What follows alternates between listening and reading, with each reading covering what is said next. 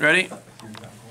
Let's go. We'll learn Le'ilei Nishmas, all of the Yoshim that were killed al Kiddush Hashem this week. Terrible in Eretz Yisrael, and Refuah Shlema for all those that need a Refuah Shlema. Says the Gemara, my Kamiflagi, Yud Zayin Amid Aleph, about 7 lines down. So we said yesterday that there was a machlokes between, not really, well, there was a machlokes, but there was different interpretations between Rabbi Yishmael and Rabbi Akiva. Rabbi Yishmael, if you remember, said that at the times of the Mishkan, they couldn't eat meat. They could only eat the leftovers from the shlamim. But when they went into Eretz Yisrael, they were able to eat meat, basar taiva as we call it. And then today, we can eat meat as well. That's what it means, hakol shochtin, ula olam shochtin. You could continue to eat meat.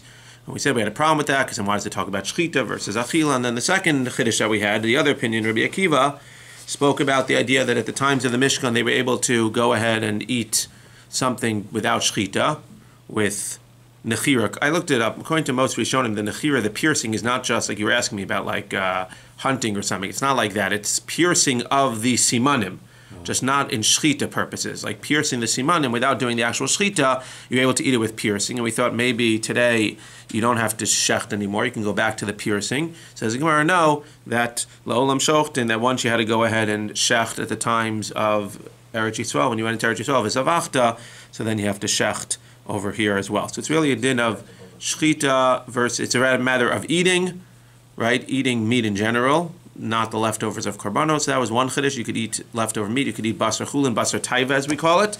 And the second thing was that you have to do shchita, and nechira is not going to be enough. So we're going to look at some practical ramifications between the two opinions. But Michael, what are they really arguing about? Rabbi Akiva savar basar taiva lo itzer klaus. Rabbi Akiva, who speaks about the whole thing about nechira, about piercing, says that basar taiva was never aser. It means there was no such gzeira that in the midbar you had to only eat meat that was left over korbanos. You were able to go ahead and shacht regular meat as well. Rabbi Yishmael savar basar nechira lo ishtari klam. Rabbi Yishmael says that there was never a time when you can actually eat meat that was pierced. You always had this shchita requirement. Bishlam ala Rabbi Yishmael. So now we're going to give, each opinion has things that support it. Bishlam ala Rabbi Yishmael, again, who's the one who spoke about shchita and the fact that in the Mishkan they shechted, and then after the Mishkan, you were able to shecht even without korbanos. According to Rabbi Akiva, according to Rabbi Yishmael, it makes sense. Ben Abakar, Rabbi Akiva, Mai v'shachat. That was at the times of the Mishkan. The times of the Mishkan, they shechted the Ben Bakar. Well, according to Rabbi Akiva, why are they shechting anything at the time of the Mishkan? At the times of the Mishkan, they were able to what? They were able to do nechir also. Says the Gemara, kachim shani. So he agrees that even at the times of the Mishkan, when we said that nechira was okay, piercing was okay, that was piercing for non-kachim purposes. But for kachim purposes, because again, he says that you were able to eat meat even that wasn't kachim. So if you're going to bring a korban, then it had to be shechted. If you're going to eat something that's not korban related, you just want to eat meat, which he says you're allowed to do at the times of the Mishkan, then the chira would be okay. Bishlam Rabbi Yishmael, Rabbi Yishmael, who talks about shchita and says that nechira is not okay, says that tzon bakar yishchal lahem. He says at the times of the Mishkan they would actually shech tzon bakar. El Rabbi Akiva might hatzon v'abakar yishchat lahem yinacher lahem ibaylei. According to Rabbi Akiva, why are they shechting tzon bakar at the time of the Mishkan? It should say that they're yinacher, that they're doing nechira on the tzon bakar. Nechira shalahen zoi shchitasan. No, it calls it shchita, but really they were only doing nechira at the times of the Mishkan, but it calls it shchita because that was their shchita. Bishlam ala Rabbi Yishmael, again, who speaks about eating meat that's not leftover korbanos, so you're not allowed to eat meat except for shlam at the times of the Mishkan. So he says that there was never nechira. So therefore he says that if you do nechira, you don't do kisoy adam, because kisoy adam is only for shchita. When do you do kisoy adam? You only do it on an animal that's a chaya. You do it on a wild, undomesticated, kosher animal, like a deer. It's the only time that you would do kisoy adam, right? We do, I believe, midrabanan we do on chicken also, but I don't think that's right. Have you ever done it during? I've done the bracha of kisoy adam when you do kaparos. When you do kaparos, you shlok the kaparos and then they shecht it in front of you. Elul Rabbi Akiva, my patra bilachas. So according to Rabbi Akiva, where nechira was an acceptable form of shchita at the times of the Mishkan, so then why did they not do kisoy adam if they would do nechira at the times of the Mishkan? Says Gemara, hoel ve'itzer itzer. No, they did. But once nechira became asur, i.e., once they went into Eretz Yisrael, now you need to do shchita. So now we're no longer going to do kisar adam on something that's no longer acceptable. So they don't do kisar adam on nechira at the times that nechira was acceptable. Says the Gemara. Bishlam Rabbi Akiva de Amar Basar Taiva Lo Tzar Klal. Rabbi Akiva says that Basar Taiva was never asur, that even in the times of the Mishkan they were able to eat Basar Taiva, and they didn't just have to eat the leftover shlamim.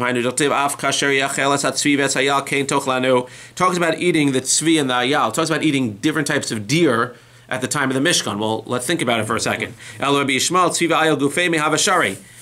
you eat tzvi? How could you eat deer at the times of the Mishkan? Why?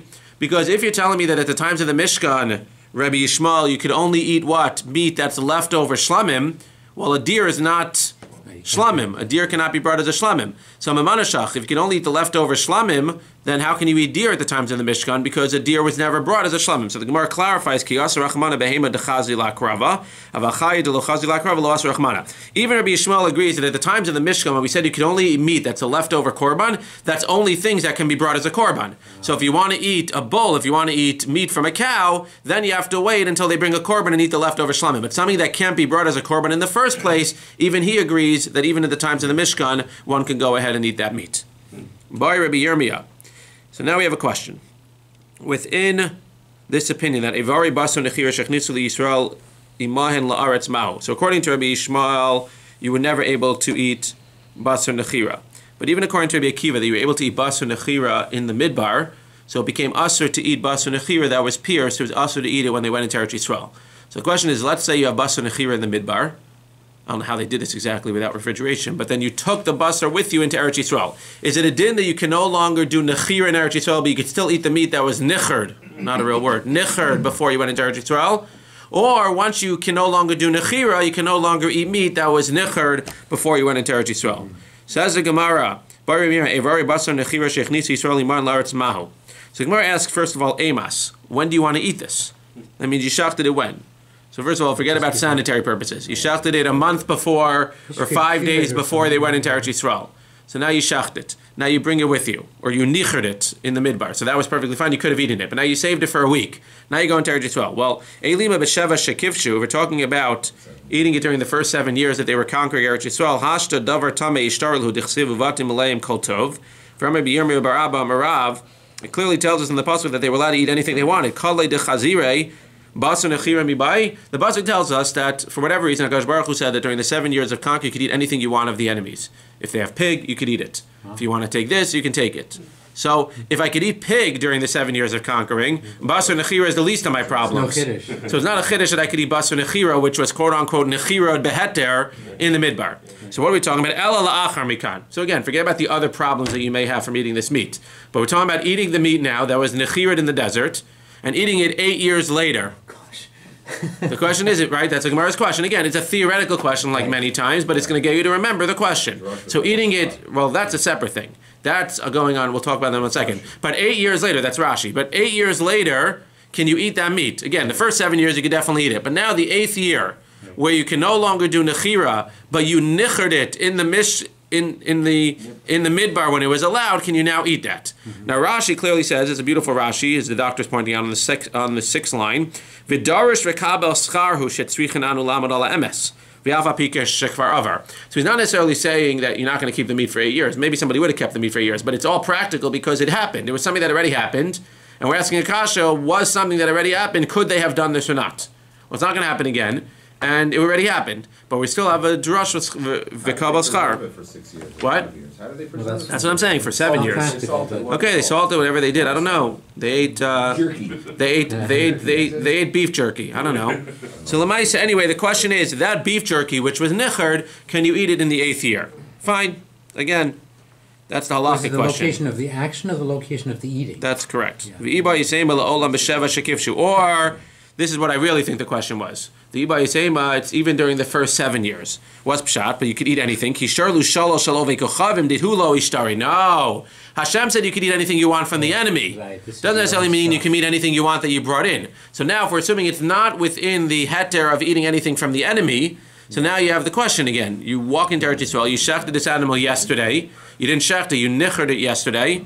Now that you did the Nechira yesterday, now you bring it into Eretz Yisrael. Does it become Asr as soon as you walk into Eretz Yisrael? Or since it was Nicherd Beheter, you can eat it Tishbi Yitaris Kushos Abayos. Gemara doesn't ask, what if they take a trip to Chutzlaretz? They go across the Jordan. They Right. eat it there it's okay, because that's where it originally happened. Through. Go back, go for a visit. It doesn't sound like it. It sounds like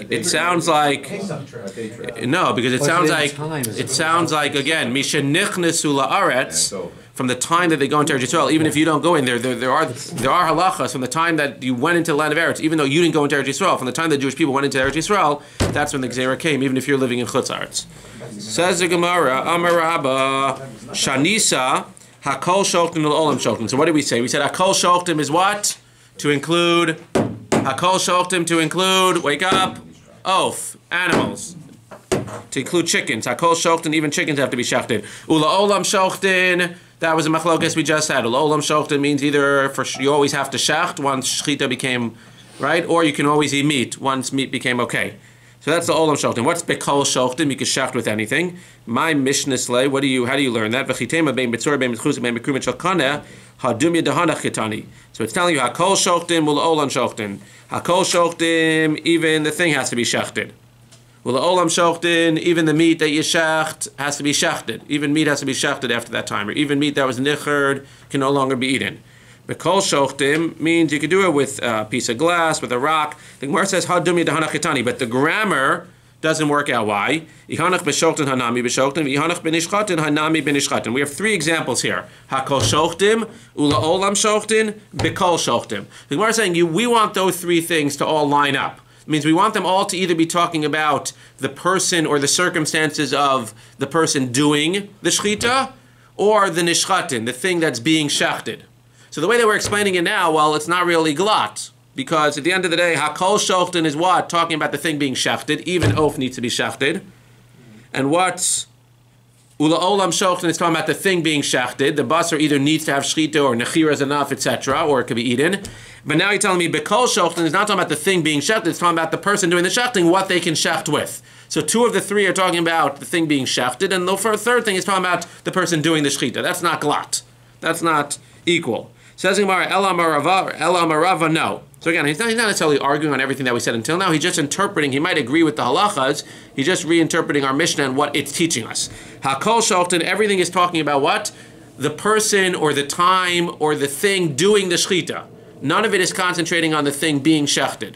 So therefore you have to reinterpret the first two things, because the first two things, according to the way we explained it, we're talking about the things being shechted, the chicken or the basar that's being shechted versus nechirad. Hakol shochtin, chad lasui kusi v'chad lasui Yisrael mumar. First thing is that a kusi can shecht. A Yisrael mumar can shecht, not for avodah zarah, etc. He can shecht. Let's talk about the thing that's doing the shechita. Ula olam shochtin, that's also talking about the person doing the shechita. It's talking about when they can do the shechita. Bein bayom, bein balayla. You could shecht either during the day or at night. Right? Kachim, you can't shecht at night. But regular chulin, there's no halacha, you can't shecht a chicken at night or a cow during the night. Bein berosh hagag, bein berosh hasfina. What's the chiddush? You can shecht even on the roof or even on a ship. Because if you shecht on the roof, people might think you're shechting to the gods of the sky. If you shecht on a ship, they might think you're shechting to the gods of the sea. That's not a chashash that we have to have. Therefore, you can also shech that. And bechol shoktim bein mitzor bein mitzchusit bein mikromet shalkana. So again, all three things now are talking about the person or the time or the thing being used to do the shechita. None of them are talking about the nishchatim. And again, it comes out glad that they're all talking about the shechita versus the shoktin versus the nishchatin. Okay, says Gemara again. He wouldn't necessarily argue, but he doesn't learn it from our Mishnah. Now, nobody here has an art school. Anybody have an art school? Okay, so look at the picture over there. There's two pictures. If you could just quickly show them so that people know what I'm talking about.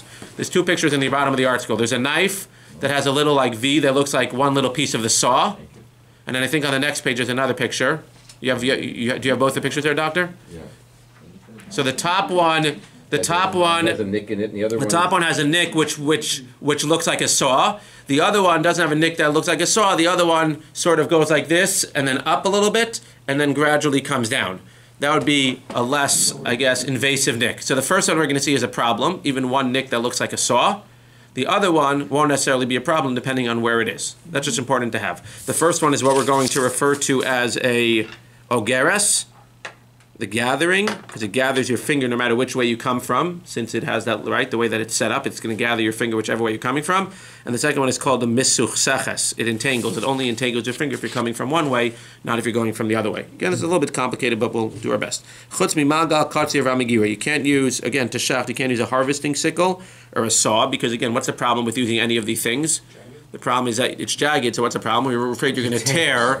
You're going to tear not only the skin. The skin tearing is not a problem. You're going to tear the skin, but you're also going to tear the esophagus and the trachea, the veshet and the kana, which you're not allowed to tear. It has to be shachted straight. Says Gemara, Avur deshmuel pagam v'shadar shal chulei k'megira shaninu. So what did he do? He wanted to know whether certain knives were okay or not. So he actually made pagams, whatever you want to call it. You want to call it a nick. The Gemara over there, I think, refers to it. The article calls it a notch. Let's call it a notch. So he would make different knives with the different notches, and he would send them to Eretz Yisrael, and he would ask a shaila, what about this notch? What about this notch? And they would tell him, well, this one looks like a saw, this one doesn't look like a saw.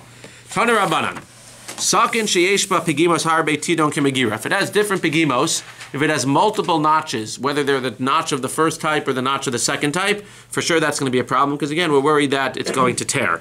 If it only has one notch, like the one that we showed you, the pictures, ogeres psula, if it's the notch that looks like a saw, even one V, that's going to be pasul. Misuchseches is shera. If it's one that again has a little bit of a notch over here in the beginning, and then it gradually comes down, that notch is not going to be a problem. We'll see in a second. Hechidami ogeres, hechidami misuchsechet.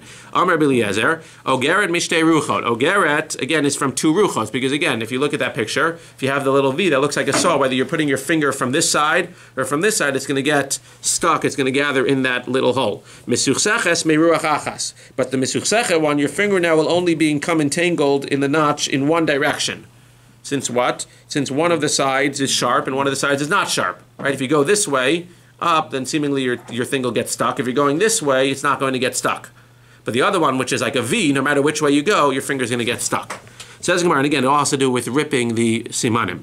Ma'ishna mishnei ruchos. What's the problem with two ruchos? Dimorasha kama machlish. Because if you have, again, sharp from two corners, the first try, because again, if it's like that knife where it's smooth and then it goes up like a V, so the first part of the V, whichever way you're going from, right, you could go with a knife like this. We're going to see in a second, when you cut, you go molich umevi.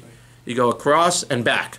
So when you're going, the first nick, because there's really two nicks there. Since there's a V, there's really two nicks. The first nick is going to rip the skin. Okay, that's not an issue. But when you get to the second nick now, the second nick is going to tear the simanim. So if you have the morasha kama machlish, the first nick is going to be machlish the skin. Umorasha basra baza, the second nick or notch is going to rip the simanim, which is a problem. Meruach achas nami. But what about ruach achas? Even if you only have one ruach, why you tell me it's not going to rip the simanim? Why? Chorfa desakina machlish. Even if you don't have two notches or two nicks, the sharpness, even of the flat part of the knife, right? The flat part of the knife we're assuming is going first. That's going to go ahead and that's going to cut the skin. And then what? And then the morasha will bazan. And even if you only have one nick, that one nick, after the sharpness of the knife cuts the skin, the nick will tear the simanim. Says Gemara, you're right. Even the one that looked okay, that we thought was okay, which had that, again, the little thing, and then it gradually goes, even that's only going to be okay. Dekoim aresha desakina. Even the misuchsechet one will only be by the rosh of the sakin. Now, it's not clear to me if that picture was the rosh of the sakin, but it sounds like if that's the rosh of the sakin, which again, for those that saw the picture, was like this and like that, it sounds like you're using the part right near where the gradual part is. That's the rosh of the sakin. So somehow you're like using that part first. So that part is ripping. I don't know if you're going like this and then like this, but it sounds like it. You're ripping it with the back part with the notch first. And then by the time you go back, it's already been right. You're ripping it with the notch. That's going to rip the skin, and then the smooth part of the blade is going to cut the simanim, which is perfectly fine. But if you have the one that looks like a saw, which is a double notch, then no matter which way you go, even if it's in the beginning of the thing, the first part will cut the skin, and the second part will tear will tear. Way, first cut the simanim, then you. So the problem is that's what I thought, but the problem is that the Gemara is assuming that one way. It will be done. That one way will not be done. That if you just use, right, if you go with the way that he was holding it, if you would go the knife this way, so if the sharp part goes first, that'll cut only, right, I would have thought that would cut the whole thing. That'll cut the skin. Then when it gets to the nick, it'll rip the thing. Right. So if the nick is in the beginning part, then the nick rips the skin, and then the blade cuts it, and then even on the way back, if it's not done, by the time you come back, it cuts it, and then, So right? It depends on which direction. Depends which direction you're going in. Right. The first cut is the deepest. The first cut is the deepest. That's why if the nick is in the first cut, then it's going to be okay. That's what the Gemara is saying. If the nick is in the first cut, it's going to be okay, because then it'll be, okay, whatever. The first cut is the deepest. It's okay. It sounds good. So if the nick... It was very deep, actually. If the nick is in the beginning, then it'll cut the skin, and then the blade will cut the simanim. But if the nick is not in the beginning, or if the nick is the way that we saw it with the ogeres, where it's like a double nick, then regardless, no matter what, it's going to cut it right away. It's going to tear the simanim. How many times can a shaykhid do that? In other words, he has to go. It sounds like he can go as many times as he wants. Again, if the blade is sharp, he just goes like, then he goes this and this. It sounds like in general they would do a melich umevi. That's it. One time, one. One, two. Sounds like one back and forth. And the simanim all in one sharp. Well, it sounds 1, 2, yeah. First and then. Yeah, right. I'm not even sure that they go melich umevi anymore. I'm not even sure that they go back and forth. I think that they just go once. And that's enough to cut Through the skin, through the neck, through the simanim. Yeah, that's a sharp knife. But again, if there's a nick in it, then we have to start getting worried that the nick is ripping the skin. Again, even if it's fast, if there's a nick, then we're afraid that the nick is ripping the skin and the simanim, and then you're going to ruin it. If the nick is only in the beginning, then it's not going to be deep enough that when you start it, again, I don't know the mitzias exactly, but if it's in the very beginning of the knife and it's not a double nick, then we assume that it's just going to hit the skin, and then by the time you get to the sharp part of the blade, which is a quarter of a millisecond later, that's what's going to cut the simanim. That's what the Gemara says. We should go. Yeah, but you're never going to eat meat again. Says the Gemara. Dekama Reisha Dezakina. Sov ki azla mechalsha ki asa baza. At the end of the day, if you go back and forth, even if it's at the beginning of the knife, so very nice when you go straight. So the beginning of the thing is going to cut the skin, and then what? And then the flat thing's going to do the shchita. But when you come back, then the last part, which was in the beginning of the knife, is going to rip the simanim. Says Gemara, "Kagon shaholech v'lo hevi." You were molech and not mevi. It means you only went one way. Somebody in the first year asked an interesting question, which again, I don't understand the mitzias, but he sounds like, I don't understand, why is it a problem? Even if you're molech or mevi, by the time you go like this, once you start coming back, you're ready, right? Let's assume that this is the flat part. So you're going to go the whole way. So either you're going to cut the whole thing, or even if you don't cut the whole thing, if you go like this and then you start coming back, by the time the end of the knife hits, which is the nick, hits the thing, it's already been totally gone. If it tears after it was already shafted, it's not. So he said something about a long knife, he said. Yeah, but they could do a third time and maybe not. Again, so the bottom line is, the question is, what's the thing? It sounds like molech umevi, once and twice. That's what the Gemara sounds like. No, but once you cut, you can cut again. Right. Well, you can. It's just, you're not going to ruin it. You can't ruin it. Once you cut it, you're good. Once you cut it, you're good. That's the opposite point. If you tear it with the nick, after you already cut it, you're fine.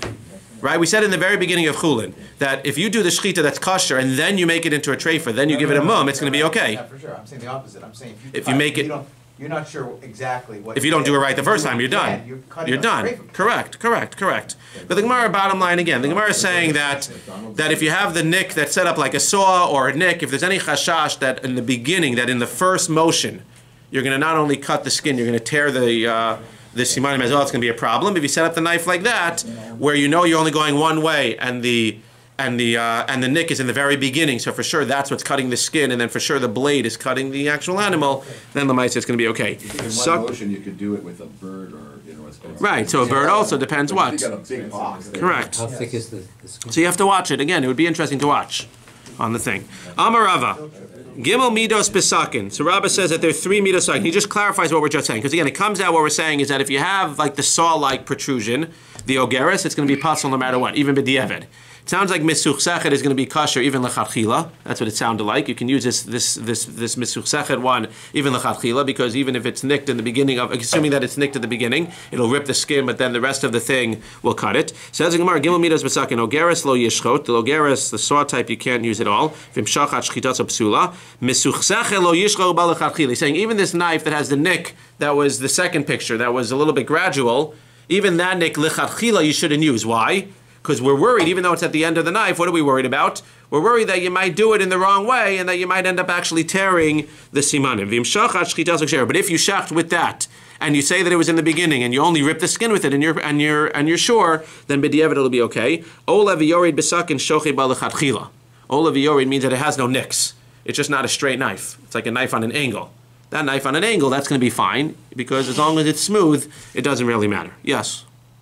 I was just gonna say, is there any reason a priori why you'd want a knife that's shaped this way, so that there's a lot of discussion about it? It could be just a... No, it's just a mitzvah. So that's the way that there was a knife. They want to know if that knife can be used. They didn't necessarily have all the knives that we have. So if you have a knife like that, can you use it or not? Or if it gets a nick, knives can get nicks. If it gets a certain type of nick, can you use it or not? Okay. If it gets a nick at the beginning of the knife, in a certain way that you can be certain, again, the way that the shape is, it doesn't have to be that exact shape, but whatever that shape would be, then you'd have to know that, again. The bottom line is if it's in the beginning of the knife and it's something that doesn't by definition, because of its sharpness, cut through and tear through the skin and the simanim at the beginning, if it just tear through the skin in the beginning, b'diavad, that'll be okay. But l'chachili, you should have a sharp knife that has no, that has nothing on it, that has no pegamim. Amalei Rafuna Brei Rav Nechemi Larvashi Amar Talam Mishmei de Rava Misuch Sechet Psula. You told us Misuch Sechet is Psula. V'Amar Rava Misuch Sechet Sheira at least b'diavad. Lo kasha kancha holich v'hevi kancha holich v'lo hevi. Again, even with this Misuch Sechet, you shouldn't go molech umevi. You should only go one way, because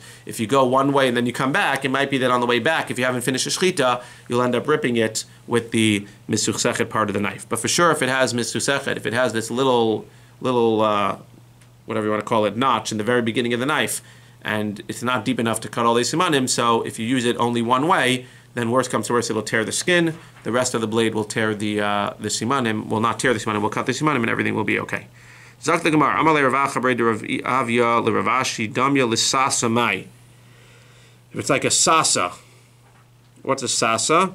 A sasa is somewhere in between a smooth knife and a knife with a pegam. It's not 100% smooth, but one would not say, you could have something, I guess, that's not 100% smooth, but you wouldn't say that it has any pegamim in it. It doesn't have any notches in it, but it's not 100% smooth. So it's like a little bit chalak. It's a little bit, it's not 100% chalak. It's not perfectly even, but it also doesn't have any specific pegamim in it. So is that okay? The Gemara says, Pashut, it's okay. Give me a piece of meat and I'll eat it. Says the Gemara, I'm hungry, give me a piece of meat that was cut with this sasa, with a knife that doesn't have pegam, but just not 100% smooth. I'll definitely eat it. Says the Gemara, interestingly, what about giving it? So who's checking this knife? I'm a Rav Chisda. How do you know that it's their rice? You have to check a knife. Shneimar, ushchatisam bazev ve'achaltem. This is Shaul HaMelech, who was a Talmud Chacham. So he gave them a knife and says, shecht with this. So that implies that he needed to check it before they shechted with it. Pshita, it's obvious. Torah, and he answers it in the Nevi'im. Yeah, it's interesting. Yeah. As you can see in a second, it's not a real, because it's not a real source. Kevan dechinakav treifa by bedika. If there's a nekev, it's a treifa. Why do you have to check it for? Why can't anybody just check it? Says Gemara lechacham kamrina. We're talking about a chacham. L'sakin. How do you know that a sakin has to be checked by a chacham? From this pasuk. V'amar Rav Yochanan lo amar la sakin lechacham elim nekvoda shel chacham. We said before it doesn't have to be checked by a chacham. It's only to show kavod. Midirabanan ukras machta be'amahu. So again, lechatchila, or we would say minat Torah, quote unquote, the knife has to be checked, but not by a chacham per se. Midirabanan, in order to show kavod to a chacham, or in order to be extra careful, one should show a sakin to a chacham before using it. Says Gemara, b'marava bat gilei b'shimsha. How do you check a knife? So in Eretz Yisrael, they would check it with the sun. So either this means, Rashi says, they would actually hold it up to the sun. If you hold it up to the sun, you can see if there's any nicks in it. Or, interestingly, what they would do, very smart, they would hold it up to the sun, and then they would look at the shadow on the ground. And if there was a nick, they'd be able to see in the shadow on the ground that there was a nick in the knife. It's kind of magnified. In Naharda, they would check it in the water. Again, either they would check it, Rashi says, by holding it right over the water, and as the water was flowing, if there was a nick in it, you'd see like a little bit of a wave. Or they would take a genius. Or they would take a little droplet of water and put it on the top of the knife and let it drip down the knife. And if there was a little nick, then they would see it go into the knife a little bit. Like it would be a little bit of an indent in the knife. Fascinating, right? Rav Shesha's badala b'reish lishne. Don't try this at home. Rav Shesha would check it with the tip of his tongue. Okay. Rav Acha bar Yaakov badala b'chud asara. He was a little safer. He would check it with his hair. He would take a hair and he would run the hair along the blade of the knife and see if anything happened to it, if it jumped up. Bisura amrei bisra achla bisra labatka. In Surah they said, what is the whole bedika thing? What are you using this knife for? For basar, to cut meat. Therefore you have to check it with basar. How do you check it with basar? Either with your finger, either with the skin of your finger, that's basar, or with the tip of your tongue. That's also basar. Amar of Papa, tzricha bedika abisra v'atufra v'atlasa ruchasa. You need bedika with basar, again, either with the tip of your tongue or your finger. V'atufra is also with your fingernail. You go with your fingernail and you check. And third, v'atlasa ruchasa. This is not how you're checking, this is what you need to check. He holds, and we're going to see in a second, this is not necessary. But he holds that you also have to check not only the blade of the knife, not only whatever you would call it, the sharp part of the knife, the two other sides, right? The three parts of a knife. The top part you're not using. So there's the blade, the actual sharp part that's cutting, but then you have the top and the bottom of the knife, the flat parts. You have to check that too. Why? Because when you're shachting, very nice, if this has a pagam, then it's going to tear. But also, if the top or the bottom part of the knife has a little bit of a pagam, as you're shafting, it's going to tear the trachea or the esophagus as well. So you have to check all three parts of the knife, not just the bottom part, the sharp part. We're going to reject that in a second. We'll see why. Says the Gemara, Amar le Ravino Ravashi, Amar lo Rav Sama Bredi Rav Misharshia Mishmecha, De Amart lo Mishmei de Rav, Tzricha Bedika Abisra ve'atufra with basar, with fingernail, ve'atlasa ruchasa. Amar le, Abisra ve'atufra amri, atlisa ruchasa lo amri. You have to check it with the basar and with the fingernail, but you don't have to check all three sides. Or you have to check it with all three, and it's just that he didn't say the name of Rava. Ravina Ravacha Bredi Rava Haviyas Mikreid Ravashi. Aisu Sakan Lekmeid Ravashi Lebatka Amar Lei LeRavacha Bredi Rava Bitka. So he said, he was sitting in front of Ravashi. He said to Ravacha, go check it. Batka Tufra ve'abisura ve'atlasa ruchasa. Amar Lei Yasher. Did the right thing. You checked it with skin, you checked it with your fingernail, and you checked all three sides. You don't have to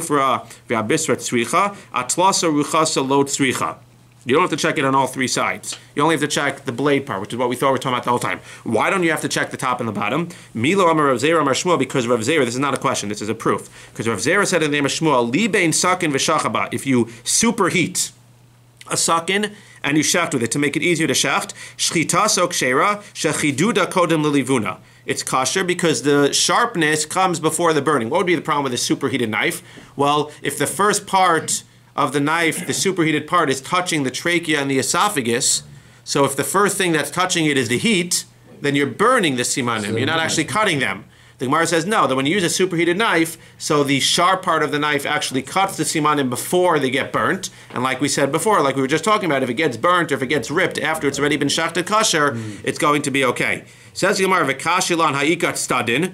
Why are the stadin not a problem? The top and the bottom of the knife, which are superheated, why are those not a problem? Says the Gemara, v'amrinan beis hashchita marvach revach.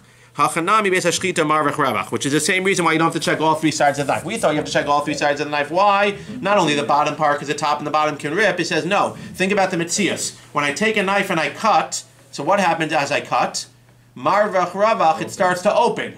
It starts to spread apart. So as I cut, it starts to spread apart. And as I use the sharp part of the blade, everything starts to spread apart. So no part of the simanim are ever going to touch the top or the bottom of the knife. We thought you have to be careful because it might rip the top or the bottom of the knife, might rip the simanim. But as you shecht, the entire animal starts to split apart, and therefore as they split apart, the top and the bottom of the knife will never touch any part of the animal. That's why a superheated knife is not going to be a problem, and that's why a knife that has a nick on it will not be a problem, because only the main part of the blade is going to touch the animal and the simanim. Amar Ravuna bar Rav Katina Amar Rabbi Shimon ben Lakish. Shalosh pigimos. There are three different types of pigimos. Pigimas etzem bepesach. Pigimas ozen bebechor, pigimas mum bekachim. There's more than three different types of pigimas, but these three pigimos, the shear of how much of a nick or a notch is going to ruin it is the same. What are these three pigimos? We know that on Pesach, the Korban Pesach, even an etzem lo tishberubo, you can't break an etzem. What does that mean? Well, if it has a pigam, even the size of what we're about to see, it'll be a problem. The ozen of a bechor, we know that a bechor gets given to the Kohen and he shechs it in the Beis HaMikdash and then he gets to eat some parts of it. If it has a pigam, then he gets it, but he doesn't have to go ahead and he doesn't have to shecht it in the Beis HaMikdash. Pigimas mum bekachim is, Rashi says, includes a female animal. The parts of a female animal that are exclusive to a female, like the parts of reproduction and stuff, etc., those parts, if they get a mum, is also going to be a problem. But again, the shear of all of these mums, as we'll see in a second, is the same. Says the Gemara, V'Rav Chistamar af pigima sakin. Also the pigima that we're talking about, the size of a pigima on a sakin, it's going to be the same amount, which is, we'll see in a second how much that is. Says the Gemara, V'Rav Chistamar af pigima sakin, v'idach b'chulin lo kamari. It's not that Reish Lakish argues on Rav Chisda, he wasn't talking about chulin. The pigima of a sakin, which we're talking about for chulin purposes, he wasn't discussing. V'kulan pigimasan gedei pigimas hamizbeach. So how much is that? The size of this pigima is the same size that would be considered to be a pugam on the mizbeach. Where do you have pugam on the mizbeach? The Torah tells us that the avanim, we know that the mizbeach was made out of two things. It was made out of rocks, stones, and lime. The lime held it together. So each of those avanim need to be avanim shlemos, need to be full rocks. What makes a rock full? As long as it doesn't have a pigam on it. How big is that pigam? V'kama pigimas hamizbeach kedei shetach borba Tachgor bas simanim, siporin, that the fingernail passing over it won't be stopped. So as long as you're able to put your fingernail on the thing and it won't stop it, that's going to be considered a pagam that's small enough to say it's still shulling. But as soon as you put your fingernail over it and it's going to be stopped, then it's going to be considered too big of a pagam. And again, that would be the same size of pagam by the etzem of a Pesach, of the ozen of a bechor, and the mum of kachim. Again, we measured that with the fingernail being stopped. We measured it either with the fingernail being stopped, or we measured it by putting it onto your tongue, etc. But that's the pagam. It's a very small amount. So if even any of the stones in the mizbeach have a small pagam, the amount that a fingernail would be stopped, or if the etzem of a Pesach, you give a pagam, that etzem lo tishbru, or you break even a tiny amount off of it, or the ozen of a bechor has even a small amount, or kachim, the female part, or the male part has even a small amount, those are all considered to be mumin for the purposes of mumin and the ramifications. Meisvei, we have a question though. Kama pegimas hamizbeach? How big is a pagum in the mizbeach? Rab Shimon ben Yochai omer tefach. Rabbi Elazar ben Yaakov omer kazais, which is much bigger than a little bit of a fingernail. In order to be a problem by the mizbeach, it has to be a pagam that's just tefach big, or a kazai is big, which is huge. That would seem like your knife can have 1,000,000 pagamim in it. They just can't be the size of a tefach. I mean, the whole knife could be a tefach long. So as a Gemara, lo kasha habetzida habavna. No, when we talk about a tefach or a kazayis, we're talking about the lime. The lime, which is much softer, there's a lot more leeway. So there, if the lime has a little bit of a pagam, it's not a problem. If there's a little nick in the lime, else you'll never be able to have a mizbech. If there's a little bit of a nick in the lime, a little bit of a notch in the lime, that's fine, as long as the notch or the nick is not a tefach, or is not a kazayas. But when we're dealing with the actual avanim of the mizbech, the avanim shlemos, even a tiny nick, which is the size of a fingernail, would be a problem. And again, that would be a problem in all the other cases, the etzem and pesach, the ozen bechor, the mum and kachim, and for our purposes, the pigima of the sakin as well.